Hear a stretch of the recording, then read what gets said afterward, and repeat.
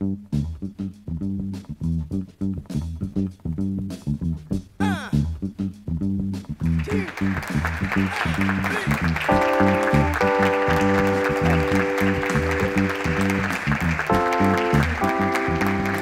gracias. Estaba pensando que caminaba a una mesa que tenía el micrófono incorporado. Esto es un vaso que tomo de acá, como uno de Fernet. Sí, ¿no? Muchas gracias. Bueno, traje para leer, porque me ponía un poco nerviosa hablar sobre este tema y que fluyera y todo. Pero podemos ir parando lo que gusten.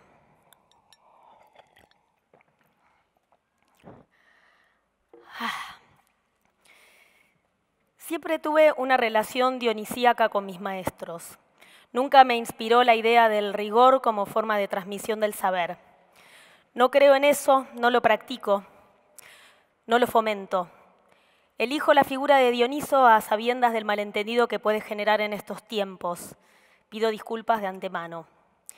El ritual, el éxtasis y el vino forman parte de esta extraña actividad a la que nos dedicamos, y una maestra que no está embriagada por el teatro no es capaz de pasar conocimiento alguno. Es lo que sucede en las clases de actuación. El conocimiento sucede únicamente por contagio. Mis alumnos aprenden todo eso que no pretendo enseñarles, pero que circula como un virus. Salto de la silla mientras estoy dirigiendo una escena en una clase, río como una estúpida por algún hallazgo que aparece, grito un pensamiento para que alguno de los que está en escena pueda manotearlo en el aire. Ahí otra vez Dioniso haciendo de las suyas, tomando el cuerpo del maestro, lo único que podemos transmitir como un tesoro. Pero no me invitaron a hablar de mí, sino de mis maestros, los responsables de mi formación, los reales y los metafóricos. Voy a empezar por los reales. Mi maestro indiscutido es Rafael Spregelburg. Empecé a tomar clases con él a fines de los 90. Rafael era muy joven, pero de una erudición apabullante. Recuerdo la primera vez que lo vi. Entró al aula y llevaba tiradores y un reloj de bolsillo. Pantalón negro de terciopelo. Era la mezcla perfecta entre Nick Cave y, no sé, Thomas Mann. Sus clases eran puro éxtasis. Su manera de hablar, de caminar por la sala, el manejo de su voz, su sentido del humor, pero también su seriedad. No era exactamente serio, sino más bien lo definiría como alguien que se sentía heredero de una tradición, pero demasiado brillante como para solo tener fe en eso que había heredado. Retrospectivamente pienso que cada clase y en cada clase él abría las preguntas que formaron a toda una generación. En ese momento yo tenía 18 años y llegaba a un lugar en el que todos eran más grandes que yo. Mi secreto mejor guardado era el guardapolvo blanco que escondía en la mochila. Voy a cambiar de tiempo de verbo. Prefiero el presente. Tercera clase. Me gustaría mirarlos, pero no lo sé de memoria. Me lo hubiera aprendido de memoria. Tercera clase. Paso a improvisar una escena de La enfermedad de la juventud de Ferdinand Bruckner. En la escena voy a visitar a una amiga que vive en una residencia de estudiantes y a quien yo le robé el novio meses atrás. Mi amiga rompe nueces con un martillo mientras me habla. Yo trato de escaparme para que no me reviente los sesos con el martillo, pero en simultáneo le cuento unas anécdotas del grupo de estudio al que yo pertenezco. Las dos cosas a la vez, el pánico y la simpatía como un combo explosivo, indiscernible. Rafael, que me había llevado a ese estado enloquecido con sus indicaciones desde afuera de la escena, se ríe a carcajadas. Su risa es un bálsamo, empiezo a entender algo. Claro, actuar es juntar dos estados y ejecutarlos en simultáneo. En lo posible estados opuestos. El entrenamiento se vuelve una droga. Empiezo a comprender el juego por primera vez, me hago amigos, veo obras todos los fines de semana y esas obras ahora me gustan, no más mirar en la cartelera del diario e ir a ciegas al teatro. Ahora mis compañeros son los que me recomiendan qué ver y todas las obras atomizan mi cabeza. Me tomo el colectivo 24 en Avellaneda y sé en qué salas bajarme, dónde está lo bueno, ahora sí. Me siento Madame Bovary cuando se dice a sí misma orgullosa, por fin tengo un amante. La vida cambia para siempre a partir de ese taller con Rafael. Sin ir más lejos, conozco ahí a mis hermanas y socias, las Piel de Lava. De Rafael salen todas mis creencias y mi manera de ejercer la docencia. Un maestro que jamás necesitó humillar a alguien para que la clase tuviera riesgo y donde las mujeres sentíamos el mismo respeto que los hombres y las mismas oportunidades para crear sentido y proponer imaginarios. A veces me pregunto qué hubiera sido de mí si no hubiese llegado a ese taller, cómo hubiera sido mi camino. A mis 20 años, Rafael ya nos había grabado a fuego la frase: nadie va a venir a llamarte, inventen sus mundos, hagan sus obras. Ese mismo año, a fines del 98, tuve que develar el secreto. Armando los ensayos generales de un montaje que íbamos a mostrar en el Teatro Babilonia, tuve que confesar que yo no podía porque me iba de viaje de egresados a Bariloche. Rafael pegó un grito, todos se reían a carcajadas y yo también.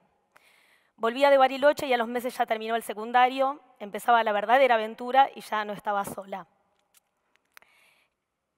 Voy a tomar un poco de agua. ¿Vamos bien? ¿Se oye bien todo? Sí.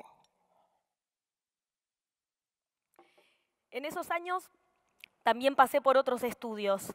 Entrenar con Javier Dolte era otro lugar casi obligatorio en esa época. Besos, cachetadas, sacudidas, exponer el cuerpo a muchas emociones, comprometerlo en el juego. Ese era su gran lema, compromiso emocional en el juego. Ese taller significó atravesar una frontera con respecto al instrumento emocional. Al comienzo, por supuesto, muy frustrante. Luego la gran posibilidad del despliegue en la actuación. La puerta de entrada para hacer magia con las emociones. Recuerdo que Javier en las clases decía que un estado emocional no podía nunca quedarse demasiado rato, que cuando un estado afloraba tenía que convertirse rápidamente en otra cosa, que uno tenía que entender los estados emocionales al igual que como los despliegan los bebés, que ríen por algo, al segundo se tropiezan y lloran, y 2 segundos más tarde se distraen con el movimiento de una hoja de un árbol. No hay nada más aburrido que ver un actor queriendo conservar sus lágrimas sin que rápidamente, como un acto de magia, convierta ese estado en algo nuevo, inesperado. Bueno, ahí apareció otra llave que estaba entregando un maestro, que no iba a abrir con rapidez, pero que de tanto probar alguna de esas llaves iban a terminar abriendo. Salí muy diferente de esas clases con Javier. Al año siguiente paso por el taller de otro maestro obligatorio del momento, Alejandro Catalán. Pedí una beca del Fondo Nacional de las Artes para tomar un curso de 1 año con él. Yo, evidentemente muy pragmática, intuía que después de entrenar con Rafael y luego de pasar por el estudio de Dolte, necesitaba entrenar con la persona que había metido la caja de una camioneta en una sala de teatro y había logrado que ese dispositivo se moviera. La obra que había visto se llamaba Foz y eran un padre y un hijo y un tercer hombre llamado Chaco, que estaban en pleno viaje hacia la frontera entre Brasil, Paraguay y Argentina. Yo sabía que en lo de Catalán iba a encontrar algo así como una dimensión plástica de la escena. Recuerdo que la primera clase un compañero pasó a improvisar la escena de un zapatero. El pibe se había puesto todo aquello que suponía que necesitaba para una zapatería. Una mesa, una silla, algunos zapatos arriba de la mesa, un martillo. Alejandro se paró de su silla, tomado por Dioniso, fue hasta el lugar de los vestuarios, entró a escena, se acercó al pibe, le tiró una pila de 20 pares de zapatos, después corrió la mesa del espacio, voló la silla de la mierda, le pidió que se sacara los anteojos, le dio un vaso de agua y le pidió que se mojara el pelo. Agarró un velador y lo puso iluminando la pila de zapatos. Y le dijo: a ver, arranca otra vez. Sin duda la escena ya era otra. Alejandro me enseñó la potencia de las imágenes y cómo eso mismo comienza a potenciar la actuación. Solía decirme: es mejor ser buena actriz que inteligente. Y yo me moría de bronca. Pasan los años y sigo sin darle la razón, por supuesto, pero creo comprender qué me quería decir con eso. Era casi como una intervención psicoanalítica. Yo tenía la cabeza un poco apretada de ideas y de repente me olvidaba de que era petiza, muy blanca, muy tetona, y que conocer mi cuerpo y lo que podía proyectarse de él era indispensable para actuar. Terminé haciendo una escena que sucedía en un monobloc y yo era una especie de Edward Scissorhands, el joven manos de tijeras, una darky muy rara, muy blanca. Algo que solo pareció por poder ver qué posibilidades tenía a mano gracias a mi aspecto. Usar el cuerpo, conocerlo. Alejandro sabía meterse con tu cuerpo siempre con cariño y sin ninguna exposición innecesaria, pero convencido de que una no puede actuar si no sabe con qué cuenta. Fue algo que trasladé de alguna forma a mis clases. Es casi imposible dar clases de actuación sin meterse en ese problema, la cuestión de meterse con el cuerpo del otro, de atravesar esa frontera con amor y con el propósito de que las alumnas y los alumnos ganen confianza y sepan qué es lo que se ve de ellos, qué se ve aunque intenten ocultarlo, qué belleza oculta se esconde o qué viejas creencias viejas se pueden desterrar. Después vino Cartoon. ¿Qué decir de Cartoon que no se haya dicho? Maestro de los maestros, porteñísimo, el maestro de las 1000 anécdotas y siempre una mejor que la otra. El maestro que te ponía faltas si llegabas tarde a la clase de dramaturgia. Un día le pregunté por qué era tan severo con la puntualidad en la clase y él me contestó que era la única manera de que la carrera de dramaturgia fuera considerada una carrera, que era parte de la performance que hacía para que se sostuviera un espacio entre varias carreras más concurridas dentro del EMAD. Me pareció una contestación fantástica. No sé si logré llegar temprano, pero sé que hice todo mi esfuerzo. Cartoon me enseñó a entender mis propios textos, me sacó para siempre el temor a la hoja vacía, me hizo confiar en las propias imágenes y que de allí fluyera la escritura, nunca al revés. Las ideas no son singulares, las imágenes sí, repetía. Otra de sus enseñanzas, que sigo al pie de la letra, incluso para la escritura de este texto que hoy les estoy leyendo, es escribir con el whisky y corregir con el mate de la mañana. Nunca escribir con ojos represores de corrector, sino más bien entregarse a la farra y recién al otro día ordenar los restos de la bacanal. Gran consejo para la escritura. No se puede fluir si una está aplicando un juicio todo el tiempo sobre lo que escribe. Sus devoluciones eran fantásticas. Cómo detectaba los problemas, cómo iluminaba algunas zonas, cómo comprendía la estructura o la forma que el material necesitaba para potenciarse, siempre desde lo que cada alumno traía como particularidad. Éramos 15 alumnos y ninguna obra se parecía entre sí. Cada obra, mejor o peor, más genial o más fallida, se parecía a nosotras mismas. De eso estábamos convencidas. Durante la carrera de dramaturgia murió mi papá. Me acuerdo todavía un mail de Mauricio que decía, lo lamento mucho, piba. Piba era lo que yo necesitaba escuchar y ya no era tan piba, pero esos meses tenía una sensación de orfandad muy grande y el aplomo cartuniano y mis compañeros de carrera, que aún son mis amigos y amigas, me hicieron llevaderas esas mañanas de frío y devoluciones con rondas interminables de mate pre-COVID. Allí escribí Todo lo cercano se aleja, una obra completamente dedicada a ese duelo y que después pude hacerla en el Teatro Nacional Cervantes. Me autocito en una vanidad extrema, disculpen, pero un personaje de esa obra que está desesperada por vender unos terrenos a un histórico vecino de carpa en el balneario de San Clemente del Tuyú, le pide al marido que no se meta en el mar hasta que llegue el vecino de la carpa a la playa. Selva le dice a su marido, no vayas al mar, espera, mejor que te conozca seco. Es mi texto favorito de la obra y siento que resume eso que aprendí con Cartoon. Entender la idea de improvisación, de dinámica imaginaria, que protege al acto artístico de cualquier riesgo de fosilización. ¿Vamos bien?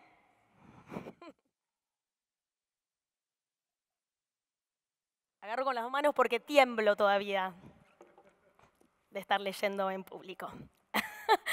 Bueno, ahora quiero dedicarles unas palabras a los otros maestros, a aquellos que revolotean como fantasmas durante la creación. Los inalcanzables, me pregunto, y ahí descubro que más bien todo lo contrario. Cuando empiezo a pensar en ellos, me doy cuenta de que puedo considerarlos maestros precisamente porque conmigo son amigables. Me entregan sus procedimientos, me ayudan a pensar mis obras, me soplan al oído algún secreto para mejorar alguna escena. Cartoon, otra vez, dice que la inspiración es en realidad una aspiración, ese deseo de ir hacia. La narración, el relato, se construye en la mirada del otro. Es ella la que lo talla y lo moldea, corrige o confirma. Y que solemos tener algunos autores o artistas en una tercera fila imaginaria o inconsciente. Invisible desde proscenio, pero cuya presencia latiendo allí debajo termina siendo faro. No se trata de identificarla, claro, de prender las luces de la sala, porque como toda fuerza interior solo vale vivirla, Pero es importante sentir esa presencia callada a la que a veces buscamos seducir y otras buscamos provocar. Sentir que no existe para escribir el sí mismo, sino que son esos fantasmas, nuestros fantasmas. Cierro los ojos y trato de no hacer trampa, ni especular, realmente, cuando me lo puse a escribir. Dejar que sean apariciones que se manifiesten como en el juego de la copa. Aparece el primero, Manuel Puig. Hola Manuel, te quiero tanto. Manuel sabe cómo lloran escondidas las mujeres de su pueblo, cómo hablan, cómo caminan, cómo se acomodan la pollera. Sabe escribir un halago que se vuelve un desprecio, sabe disimular la furia, sabe ocultar las lágrimas mientras se lee la revista de corte y confección. Cada vez que lo leo me enseña sobre ritmo, sobre cómo escribir las palabras que desbordan en la boca, la incontinencia y también todo lo que se reprime. Sabe llevar a sus heroínas hasta el filo del pudor, pero sin dejarlas nunca caer en el abismo, porque las ama. Siempre pienso en la entrevista imaginada por Gladys en De Buenos Aires a Fer como un ejemplo de eso, o la biografía sobre Gladys Donofrio, que estoy tentada de leérselas, es muy cortita, ¿les parece bien? Es muy breve. Padre e hija, se llama este capítulo en la biografía. La inclinación de Gladys por el dibujo se manifestó desde los primeros grados. Iba a la escuela por la mañana y después hacía rápidamente sus deberes para estar libre a las 4 de la tarde y escuchar la novela de Radio Belgrano con La Doméstica. Se instalaban en la cocina y en un cuaderno Gladys copiaba desde las 4:30 hasta la hora de cenar los dibujos de la sección Chicas de la revista humorística Rico Tipo, que su padre compraba todos los jueves. Gladys pensaba que su padre, a quien tanto le gustaban los budines, según su expresión, esa decisión, ¿no? Estaría contento si ella, cuando grande, lograba ser como una chica del rico tipo. Eran invariablemente altísimas, muchachas bronceadas de breve cintura, talle mínimo, flotante busto esférico y largas piernas carnosas. El rostro era siempre pequeño, de nariz muy respingada, largos cabellos lacios con las puntas levantadas y gran mechón, casi tapándole uno de los ojos verdes, grandes y almendrados, que ocupaban la mayor parte del rostro. Gladys ansiaba que llegara el jueves, así podía hacer nuevas copias de la página dedicada a chicas. Sentía una gran alegría al comenzar cada copia minuciosa, si bien hacia la mitad de cada trabajo, se sentía algo avergonzada de dibujar siempre lo mismo.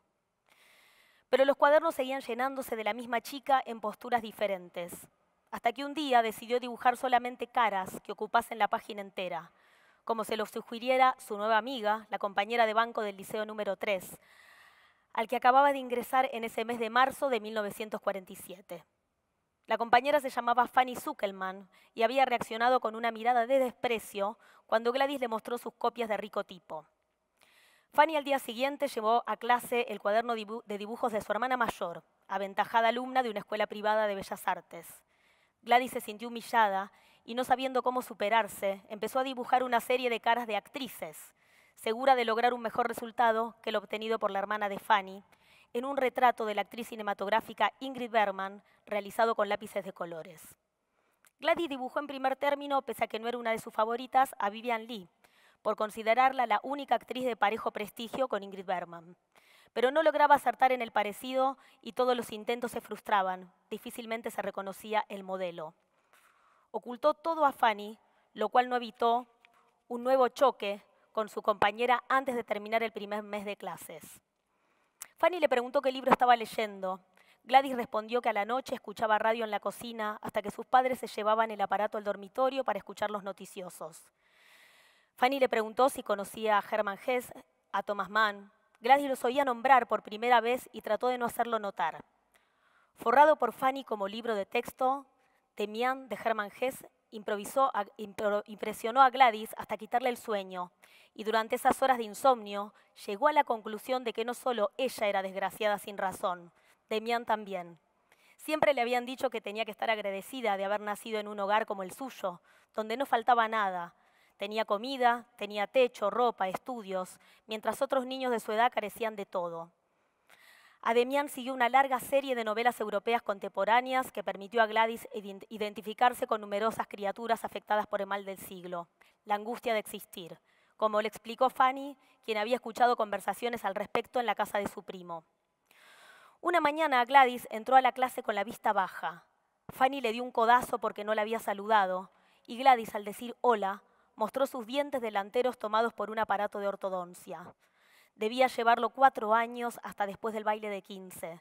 Necesitaba desahogarse y con lágrimas en los ojos se aventuró a una confesión. Le contó que cada día que pasaba se agravaba su angustia de existir. Fanny, como robada de vocabulario e ideas propias, reaccionó burlona. Le dijo que según el psicoanálisis, la angustia no provenía de ser, sino de no ser como pretendíamos.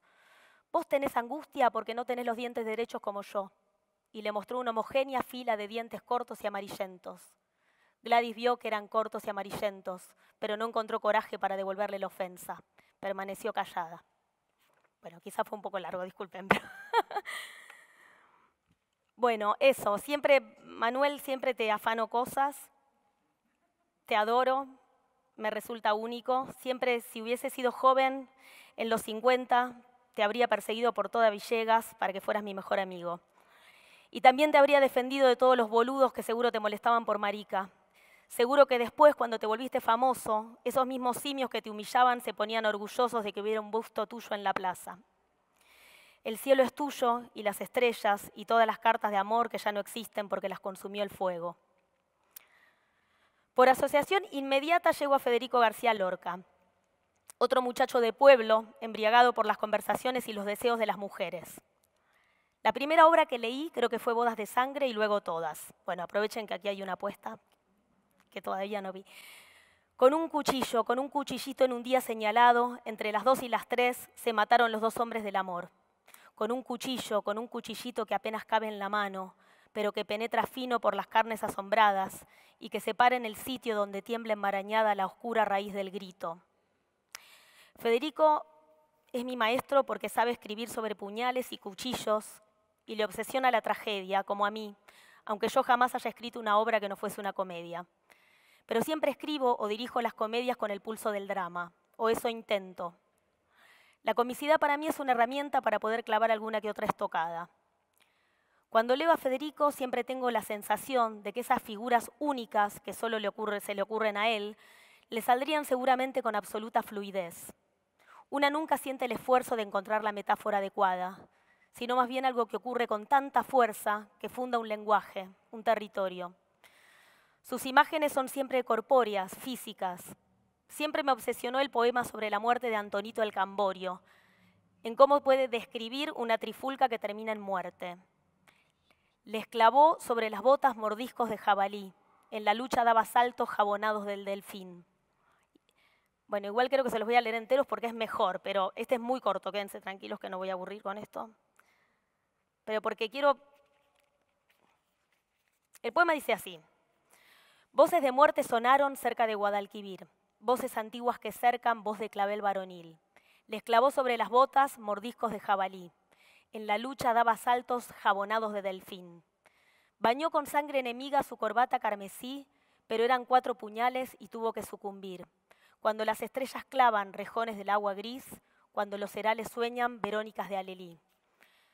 Antonio Torres Heredia, Camborio de Duracrín, moreno de verde luna, voz de clavel varonil, ¿quién te ha quitado la vida cerca de Guadalquivir? Mis 4 primos Heredias, hijos de Benamejí, los que en otros no envidiaban, ya lo envidiaban en mí. Zapatos color corinto, medallones de marfil, y este cutis amasado con aceituna y jazmín. Ay, Antoñito el Camborio, digno de una emperatriz, acuérdate de la Virgen porque te vas a morir. Ay, Federico García, llama a la Guardia Civil. Ya mi talle se ha quebrado como caña de maíz. Sigue, pero lo que quiero decir o lo que pienso sobre esto es, que lo voy a leer acá, lo que me gusta del poema es que la opinión de Federico sobre Antonito el Camborio, como si se filtrara en el poema el erotismo que le genera a él el personaje. Lamenta su muerte porque ya no lo va a ver más pasearse con esa belleza de malandra por el pueblo. Y eso es algo que siempre me enloqueció y que me pareció como maestro. Como siempre son unas metáforas hiper sofisticadas, pero se filtra su deseo o algo que se le desborda a él como autor, que tiene que ver con lo que le pasa a él con ese personaje al que le dedica el poema. Bueno, así que por eso también no podía no estar como maestro. Bueno, vuelvo a cerrar los ojos. La copa me lleva a la letra B y luego a la C, Bioy Casares. Adolfo Bioy Casares es otro indiscutido para mí, sobre todo por su manera de trabajar el fantástico, su termómetro para comprender cuándo enrarecer una narración, cómo hacerlo, también la exquisita forma de hablar de cada uno de sus personajes. Un momento favorito mío es cuando Lucho Bordenave, el protagonista de Dormir al Sol, quiere contarle a un vecino del pasaje donde vive que tiene la sospecha de que su mujer, desde que volvió del frenopático, no es la misma. Como si hubiera sido cambiada. Bordenave da vueltas, no sabe cómo explicarlo. El vecino trata de entender la deriva y solo le contesta, no capto. Recuerdo todavía la risa que me dio esa contestación, no capto. No es solo decir no entiendo, es elegir escribir no capto. Esa particularidad es un faro constante para mí en la escritura, casi obsesionarse con elegir la palabra adecuada. Y también aprendo de su gusto por los nombres propios. Cómo elige nombrar a sus personajes, Montero, Paulina, Oribe, el doctor Carlos Servián, Valerga, Gauna, Raúl Gijena, Taboada, Maidana. Cada vez que alguien me da un guión o una obra de teatro y el personaje se llama Vicky o Tommy, me da ganas de revolearlo por el aire. Un nombre funda una patria, un imaginario, un carácter. Un personaje que todavía no está delineado por un diálogo puede empezar a encontrar su sentido de ser a través de un nombre. El nombre es una fuente de inspiración. De Bioy también aprendo sobre la eterna particularidad que puede tener lo mundano, lo simple. Su fantástico funciona porque el depositario de la aventura suele ser una persona común, con una vida rutinaria, y ahí se aloja el corazón mismo del extrañamiento. Alguien que no espera nada fantástico y de golpe se ve envuelto en un mundo que no le pertenece del todo. También es genial la manera en la que funda la creencia en el lector de que aquello que está por contarnos sucedió y uno ya se entrega al relato con tal o cual convicción completamente arbitraria. Como lo hace, por ejemplo, en El Perjurio de la Nieve. Es aburrido que lea, díganme la verdad, porque tengo un pedacito del Perjurio de la Nieve que hace este procedimiento, pero díganme si es plomo, ¿eh? ¿De verdad? Bien, porque es más breve. Porque en el momento me parecía que era bueno traer los ejemplos, pero después digo, por ahí es el momento plomo de la charla, que no quiero. Bueno, por ejemplo, empieza así El Perjurio de la Nieve. La realidad, como las grandes ciudades, se ha extendido y se ha ramificado en los últimos años. Esto ha influido en el tiempo. El pasado se aleja con inexorable rapidez. De la angosta calle Corrientes perduró más algunas de sus casas que su memoria. La Segunda Guerra Mundial se confunde con la Primera y hasta las 30 caras bonitas del porteño están dignificadas por nuestra amnesia. El entusiasmo por el ajedrez, que levantó efímeros kioscos en tantas esquinas de Buenos Aires, se ha olvidado tan perfectamente como el crimen de la calle Bustamante, con el Campana, el Melena y el Silletero, la afirmación de los civiles, los entreveros y las milongas en las carpas de Adela, el señor Baigorri, que fabricaba tormentas en Villa Luro, y la Semana Trágica. Entonces no deberá asombrarnos que para algún lector el nombre de Juan Luis Villafañe carezca de vocación. Tampoco nos asombrará que la historia transcripta más adelante, aunque hace 15 años sobrecogió al país, hoy se reciba como la invención de una fantasía desacreditada. Quiero decir, lo que me vuelve loca de esos procedimientos que usa, que es, bueno, ya tomando elementos de la realidad, nos hace creer que todos olvidamos quién es tal o cual personaje. Como que es un recurso bastante afanable, es bueno, es como incorporar elementos reales para convencernos que por esa misma razón uno no recuerda aquello que va a narrar. Bueno, no sé, me parece genial. Bueno. Bueno, hasta ahora no nombré ninguna mujer, quiero que sepan que a mí tampoco me pasa inadvertida esta coincidencia. Me abismo, pero tengo para ofrecerles algo aún peor, que revolvería las entrañas de Virginia Volten o alguna otra feminista contemporánea al dramaturgo que estoy por mencionar, que es Armando Discepolo. Pido disculpas, hermanas. De todas formas me exculpo porque puedo tener buenos argumentos para traer a la mesa a Discepolo. Discepolo fue un descubrimiento de la Escuela de Dramaturgia. Eso, también se lo debo a Cartoon. La primera obra que leí de él fue Babilonia, obra en un solo acto. Un grupo de inmigrantes trabajan en la cocina de una familia pudiente. Y a la primera lectura me di cuenta de que era un maestro al que siempre tenía que tener a mano. La obra es una máquina perfecta. Su manera de traficar información, de hacer que la acción avance vertiginosamente sin salir nunca de esa cocina y sin la necesidad de establecer, por ejemplo, una elipsis. En ese devenir de 70 páginas, la obra despliega distintos acentos, el robo de un collar que va pasando de bolsillo en bolsillo, problemas de jerarquía, alguien que oculta que se está quedando ciego para no perder el trabajo, traiciones, problemas de clase, los nuevos ricos arriba, abajo los pobres en el sótano. Todo esto que menciono, que podrían ser meras ideas, sucede y se vuelve presente a través de unos diálogos que corren como pólvora y la obra tiene como un ritmo impresionante. También me resulta siempre un maestro porque sabe escribir a la altura de los ojos de sus personajes, ni por arriba ni por debajo. Pienso en otro texto que creo que no puedo repetir sin llorar, espero hoy no hacerlo, que es de la obra El Organito. El Organito sucede en la casa de una familia que vive de salir a pedir, en la calle, de alguna que otra changa, y el hijo mayor y el chico deciden irse de la casa, dejar a los padres. El padre además lo faja, es insoportable. Ya están listos, pero el más chico no se puede terminar de ir, no se quiere ir, y el más grande insiste. El hermano más grande le dice, vamos. El más chico se arrepiente y le pregunta a su hermano, ¿y mamá? El más grande le contesta, mamá, ¿para qué nos precisa? Y el más chico contesta, y pa' vernos, pa' vernos. Y pa' vernos se vuelve un texto demoledor en el momento de la lectura. Pa' vernos, él piensa en su madre y cree que lo único que debe querer la madre es verlo. Nos precisa para vernos ahí, no importa qué vamos a hacer. Y eso creo que es como la gran piedra de Discépolo. Sabe cómo poner en la boca de un personaje solo aquello que puede decirlo, ¿no? Siempre me resultó el sumum de la genialidad, o mejor dicho, de lo que yo quiero que suceda con los textos que escribo o con los que por lo menos puedo escribir. Sería algo así como la autoría en plena transmutación, fundida a través de sus personajes. Porque ¿quién habla ahí? ¿El niño pobre que se llama Humberto del Organito? ¿El propio Discépolo? ¿Quién le dicta a quién esas palabras tan certeras? ¿Quién escribe cuando escribimos teatro? Y los maestros, ¿quiénes habrán sido los maestros de todos estos maestros que nombro? Bueno, para terminar y hacer justicia de género, después de tanto bigote mencionado, le dedico mi amor eterno a la maestra de actuación, Ana Magnani, actriz que lleva tan al límite sus estertores dramáticos que puede ser capaz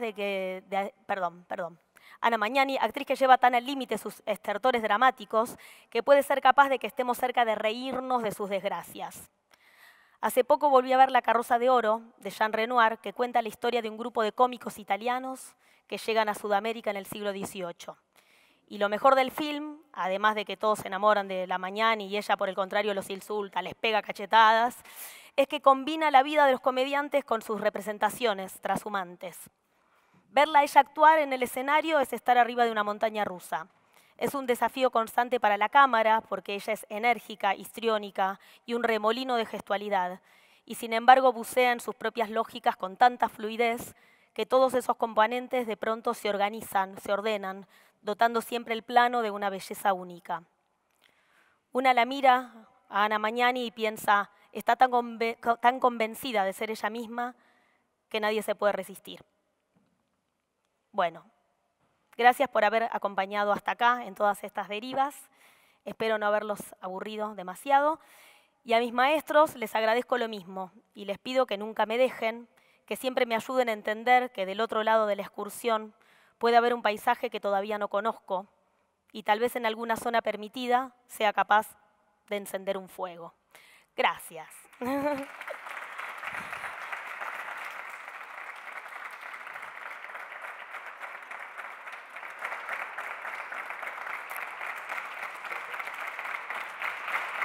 Muchas gracias.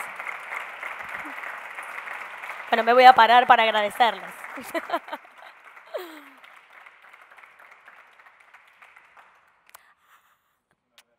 Laura, ahí está. Muchísimas gracias. Bueno, este es el momento en el cual podemos aprovechar estos 5 minutitos que nos quedan, porque empezamos un poquito más tarde por un problema de micrófono, para que ustedes, sobre todo, puedan conversar con Laura, hacerle algunas preguntas. Aprovechenla porque se va pronto a España y... Yo me voy del país, chicos, no vuelvo más. Esperemos que vuelva, pero bueno, ¿alguna pregunta para romper el hielo? ¿Sí? Es una pregunta como para las actrices y los actores. Si tuvieras que dar un consejo para transitar ese camino y tuvieras que dar una advertencia, ¿cuál serían? O sea, consejo y advertencia. Consejo de para... bueno, yo un poco lo que también leí acá sobre mis maestros, yo el consejo que puedo dar también así, que lo trato de hacer con la gente que da clases, que toma clases conmigo, y eso, algo de pensarse como actriz o como actor como una persona capaz de producir lenguaje y producir sentido y armar su propio universo teatral. Como que creo que puede ser muy desolador estar esperando que a una la llamen o estar esperando que uno... Algo de que ya empieza como uno por ahí decide ser actor y hay como una especie de carrera neurótica es lo que te falta, lo que no, a lo que vas a acceder o no. Y cuando uno se forma ya con la noción de ser un artista, un creador, una persona que va a estar tratando de encontrar su lenguaje y juntarse con sus amigos y hacer sus obras y empezar a armar tu vida, bueno, esa especie de presión de la actuación baja de alguna manera, se acomoda en un lugar que todos podemos estar esperando más o menos un laburo, pero digamos que no se vuelve central o gravitante eso. Entonces el consejo y la advertencia es eso, no sería como por ahí no comérsela del actor, tratar de todo el tiempo estar indagando, investigando, pensando, es como muy rico también. Además uno no necesariamente tiene que escribir por eso, porque también cuando uno empieza a decidir a juntarse con otros a hacer teatro, quizás vos decidís en esa compañía, querés solo actuar y no querés dirigir ni escribir, pero sos parte, aprovechar la grupalidad que tiene el teatro para no sentirse nunca sola o solo en ese camino, ¿no? Sería como mi advertencia, no jugarla solo, ¿no? No sé si te contesto. Usted ha nombrado recién a Ana Magnani. Para mí, la mejor actriz de todos los tiempos. Modestamente, ¿no? Sí, sí, estoy de acuerdo. ¿Usted cree verdaderamente como inspiradora suya, así usted lo manifestó, podría en algún modo, no digo emular porque sería una palabra demasiado grosera, pero ver la versatilidad que tenía esta mujer, por ejemplo, en la actuación en Roma Città Aperta, cómo cambió, por ejemplo, en otra actuación, como sería Risate di Gioia? ¿Cómo, perdón? Risate di Gioia, sí. Si no lo ha visto, el film se lo sugiero como bueno. Es decir, yo creo, no solamente por haber ganado el Oscar, sino por, yo no entiendo mucho de teatro, simplemente tengo una devoción por Magnani, nada más. No. Ah, llegué justo, muy bien. Claro. Dejé la última maestra. Yo creo de que sí. Bueno, la pregunta puntual es esta. ¿Usted cree, no digo estar a la altura porque sería agresivo eso, ¿no? Pero poder encontrar un punto en la cual usted se vea reflejada a ella? No, ni remotamente. Yo siento eso que pueda, pero sí, cuando pensamos también maestros, o por ahí lo que trataba de pensar cuando tenía que ponerme a escribir sobre eso, es eso, que es...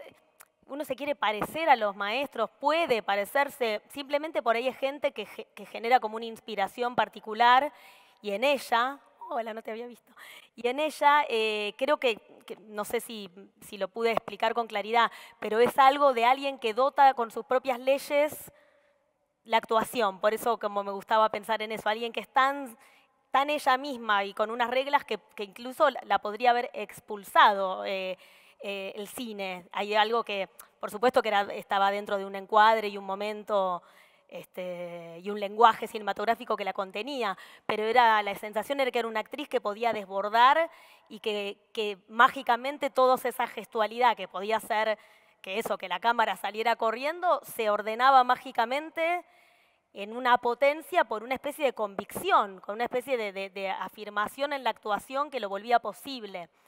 Entonces, para nada me podría comparar con ella, pero sí como algo de aprender de esa maestra que la actuación muchas veces es una voluntad y una convicción y una afirmación, que esa afirmación genera lenguaje de actuación.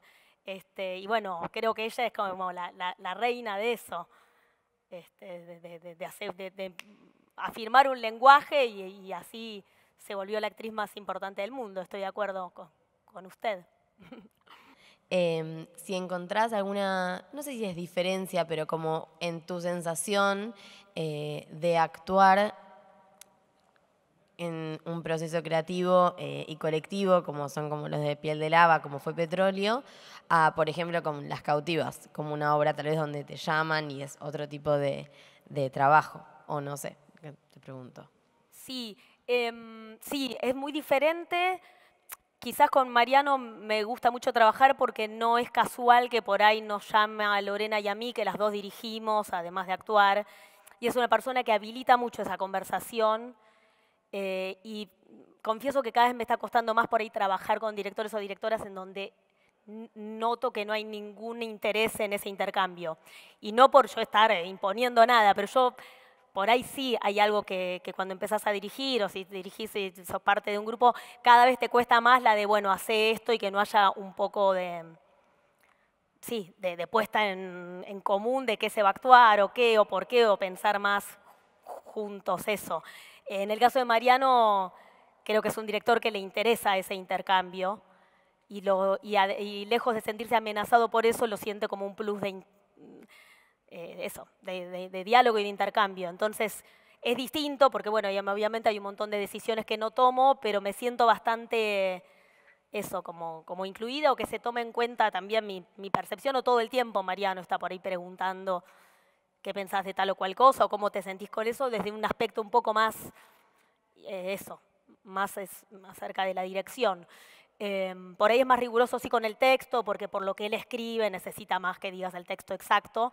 Tampoco es que uno tenía mucha voluntad de cambiar cosas, pero por ahí en eso sí es más estricto con lo que escribe, pero después con respecto a la dirección le interesa eso. Y sí, eso, y cada vez cuesta más por ahí que te digan, hace acá, ponete acá.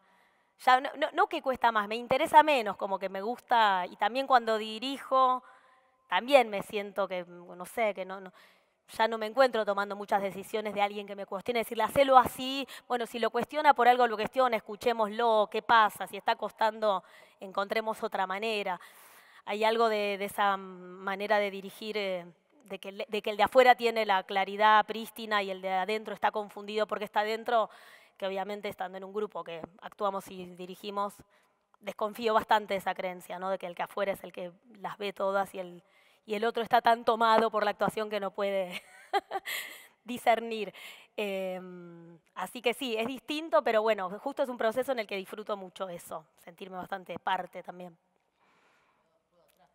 La última, dale. Dale. No, me preguntaba si con las chicas de Piel de Lava se siguen juntando a también poner el cuerpo y seguir probando, o si tal vez ahora en momento como más de funciones y de explotar petróleo, como o se siguen juntando a seguir probando sin ningún tipo de fin.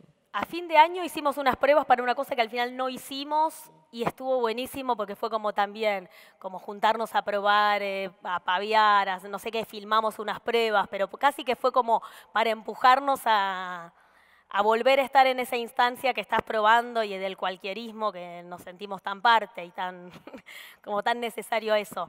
Y nunca empezamos una obra en todos estos años mientras hacíamos otra, como que en general la nueva obra viene porque lo otro ya se acaba y nos tenemos que seguir, que nos queremos ver y vernos para nosotras es empezar a pensar algo nuevo.